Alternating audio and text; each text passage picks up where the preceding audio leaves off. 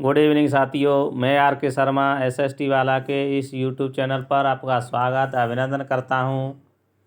आज का जो अपना सेशन है वो ज्योग्राफी एनसीईआरटी बुक्स का फर्स्ट चैप्टर है। इससे पहले अपने 6th class and 7th class के जो चैप्टर हैं संपूर्ण कंप्लीट हो चुके हैं।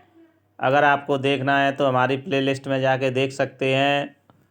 पथ पर कितने भी कांटे हों, तुम लक्ष्य को अपने अटल रखना, और पहला घाव अगर असफलता का हो तो तुम कोशिश की मरहम रखना।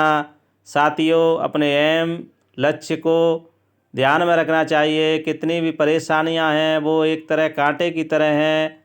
अगर तुम असफलताओं को एक मोटिवेशन के साथ और अधिक अच्छी तैयारी के साथ मैदान में जाओगे तो सफलता निश्चित मिलेगी। हम आपके साथ हैं। चलो शुरू करते हैं अपना जो लेसन नंबर फर्स्ट संसाधन का पहला जो पॉइंट है, पेटेंट। किसी विचार अथवा आविष्कार पर एकमात्र अधिकार से है। पेटेंट एक ऐसी वस्तु होती है जिस पर किसी वस्तु, संस्था या अन्य कोई चीज़ जिस पर किसी का व्यक्तिगत अधिकार होता है। नेक्स्ट पॉइंट पर चलते हैं। संसाधनों को दो भागों में डिवाइडेशन किया गया है। फर्स्ट है मानव निर्मित, सेकंड प्राकृतिक। जो मानव निर्मित होते हैं उन्हें कहा जाता है जो मानव के द्वारा बनाए जाते हैं, और जो नेचुरल उन्हें कहा जाता है जो प्रकृति द्वारा हमें गॉड गिफ्ट के रूप में प्राप्त होते हैं, जैसे नदी, जल, मृदा, खनिज। और जो मानव निर्मित हैं उन संसाधनों को शामिल किया जाता है जो मानव के द्वारा बनाए जाते हैं, जैसे सड़क, पुल, मशीन, प्रौद्योगिकी, टेक्नोलॉजी। नेक्स्ट पॉइंट पर चलते हैं। जो अपने प्राकृतिक नेचुरल संसाधन हैं उन्हें पुनः द्वारा से दो भागों में डिवाइडेशन करते हैं, नवीनीकरणीय, अनवीकरणीय। जो नवीकरणीय संसाधन होते हैं वे पुनः पूरित जल्दी हो जाते हैं, जैसे जल, मृदा, वन, फॉरेस्ट। और जो अनवीकरणीय होते हैं जैसे कि उन्हें अपने पूरित होने में, द्वारा से शुरू होने में हजारों, लाखों, करोड़ों वर्ष लग जाते हैं लंबे समय बाद, पेट्रोल, कोयला, गैस जैसे साधन। अगले पॉइंट पर चलते हैं। सतत पोषणीय विकास। संसाधनों का सावधानीपूर्वक उपयोग करना ताकि न केवल वर्तमान पीढ़ी को अपितु भावी भविष्य की पीढ़ी की आवश्यकताओं की पूर्ति हो सके, उसे सतत पोषणीय विकास कहते हैं। हम ऐसे अपने शब्दों में समझ सकते हैं कि संसाधनों का इस तरह उपयोग किया जाए कि वो ख़त्म नहीं हो जाएं, भविष्य की पीढ़ी के लिए भी सुरक्षित रहें, और वर्तमान में भी हम सीमित मात्रा में उनका उपयोग करें।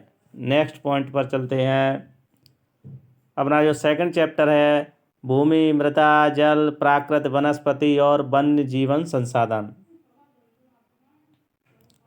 विश्व की 90% जनसंख्या जो स्थल मंडल है उसके 30% भाग पर निवास करती है, और जो 30% जनसंख्या है वह एशिया और अफ्रीका जैसे महाद्वीपों में सबसे अधिक निवास करती है। विश्व का सबसे बड़ा महाद्वीप एशिया है और अफ्रीका दूसरा बड़ा महाद्वीप है। इसी तरह क्षेत्रफल में विश्व का सबसे बड़ा देश कौन सा है साथियों? रूस। और भारत का क्षेत्रफल में विश्व में 7वां स्थान है, और जनसंख्या में विश्व का दूसरा बड़ा देश भारत है। और विश्व का जनसंख्या में जो अपना सबसे बड़ा देश कौन सा है? चीन। अगले नेक्स्ट पॉइंट पर चलते हैं।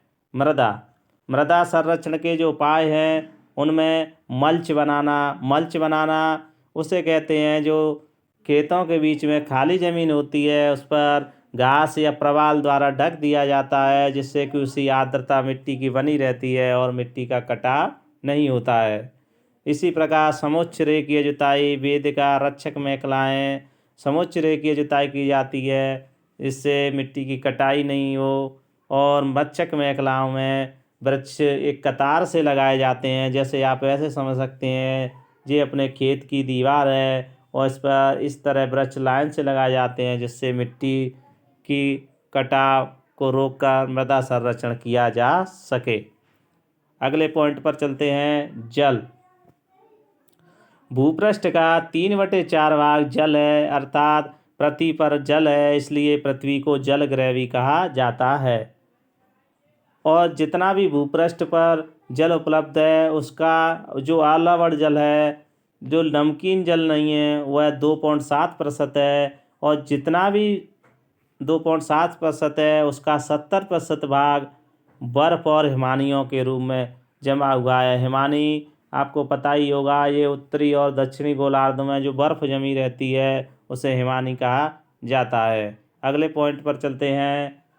CITES की फुल फॉर्म NCERT में दी हुई है। एक ऐसा संगठन है अंतर्राष्ट्रीय, इसकी फुल फॉर्म है the convention on international trade in desert species of wild fauna and flora. इसका उद्देश्य यही है, जो विल्ड जंगल में प्राणी और पौधे हैं उनको अंतर्राष्ट्रीय व्यापार के खतरे से बचाना है।